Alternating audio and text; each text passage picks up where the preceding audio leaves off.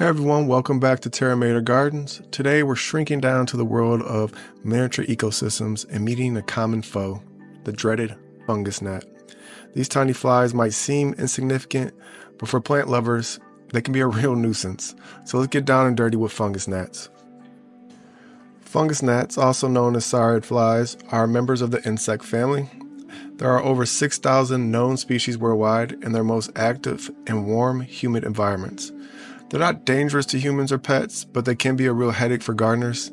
Imagine a tiny mosquito with a brownish black body and long thread-like antennae.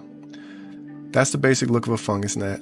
They're weak flyers, often seen hovering or flitting around houseplants and moist soil.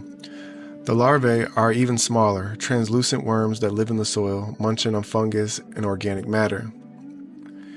Here's where things get interesting. The adult fungus gnats live for about a week, their main goal being reproduction. They lay tiny eggs in moist soil, particularly around decaying plant matter. The eggs hatch into transparent larvae. They feed on fungus and organic matter in the soil. This can be beneficial in breaking down compost, but in large numbers they can damage plant roots. The larval stage lasts for about 2 weeks. Once they feasted enough, the larvae pupate in the soil, transforming into adult fungus gnats. The cycle then begins anew. This rapid reproduction cycle, coupled with their love of moist environments, is why fungus gnats can quickly become a problem in houseplants and terrariums. Side note, before you start treating for fungus in your soil, fungus naturally occurs in healthy soil. It breaks down dead leaves and other organic matter, releasing nutrients that plants can easily absorb. It's like having tiny recycling crew working beneath the surface. This breakdown process also improves soil aeration and drainage, creating the perfect environment for happy plant roots. So while fungus gnats might be a nuisance, the presence of some fungus in the soil is actually a good sign. How do you know these uninvited guests have crashed your miniature garden party? Look for the infamous gnat cloud. Tiny flies hovering around your plants, especially near the soil, is a telltale sign. Stunted growth. Fungus gnat larvae feeding on roots can stunt plant growth and cause wilting. Fungus gnats thrive in moist soil. If your potting mix feels constantly damp, it might be a breeding ground. Don't despair. Here are some ways to combat these gnatty foes. The key is to disrupt their moist breeding grounds. Water your plants deeply, but less frequently, allowing the top inch of the soil to dry out between waterings. What I normally like to do is to make sure there's a tray underneath the pots and then water from the bottom. Let the soil soak up the water. That helps a lot.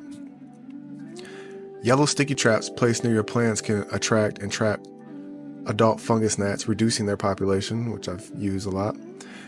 Beneficial nematodes are microscopic worms that prey on fungus gnat larvae in the soil. These tiny warriors can be a natural and effective way to control infestations.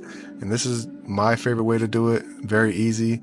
You just fill up a gallon of water, put a little piece of the mosquito dunk in the water, let it soak overnight, and then you water your plants or your terrariums, and you'll see that the populations die out really quickly.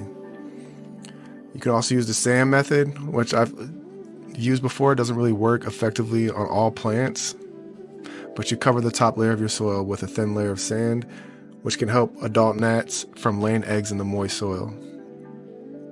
Try them all. I pretty much do them all except for the sand one. I kind of moved away with. I have a bunch of pots still have like that sand berry on top, but I don't really like using it. An ounce of prevention is worth a pound of cure. Here's how to keep fungus gnats from becoming a problem in the first place. Drainage. Ensure your pots have drainage holes to prevent water from pooling in the soil. Use a well-aerated potting mix that allows for good drainage. Avoid overly organic mixes that retain too much moisture. While compost can be beneficial for plants, be wary of using large amounts in your potting mix, as it can attract fungus gnats. Like many of you, I've battled fungus gnats in my terrariums. Those tiny flies buzzing around and the thought of larvae munching on my plant roots were a real concern. I tried various methods, watering less, using yellow sticky traps, even repotting with fresh soil. The gnats seemed to persist. But like I said, the best method I found was using the mosquito dunk method, this little donut-shaped thing. It's intended for killing mosquito larvae in ponds, but I read online that they could also be effective against fungus gnats. Now, I'm not a scientist, and I always recommend checking with gardening experts before trying new things, but I figured why not? And the results were interesting. Within a week, I noticed a significant decrease in the number of fungus gnats. It wasn't a complete eradication, but it was a noticeable improvement. And I continued to water with dunked water periodically, and the gnat population remained under control. I still use yellow sticky traps, but I have a lot of plants, a lot of terrariums, so it's hard to manage them all, but it's not as bad as it used to be.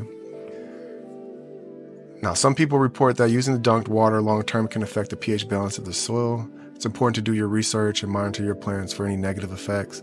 For me, it was a temporary solution that helped control the gnat infestation, but I don't use dunked water all the time. Remember, I'm not a professional, and this is just my experience. There are many ways to combat fungus gnats, and the best approach might depend on the severity of your infestation and your comfort level with trying new methods. Believe it or not, fungus gnats can play a small role in healthy ecosystems. The adults can act as pollinators for some flowering plants, and the larvae help break down organic matter in the soil. The key is to keep their populations in check to avoid them becoming a nuisance to your plants. And that wraps up everything today. I'm trying to figure out how to combat fungus gnats. Take and learn what you will. Don't forget to like, comment, and subscribe for more content.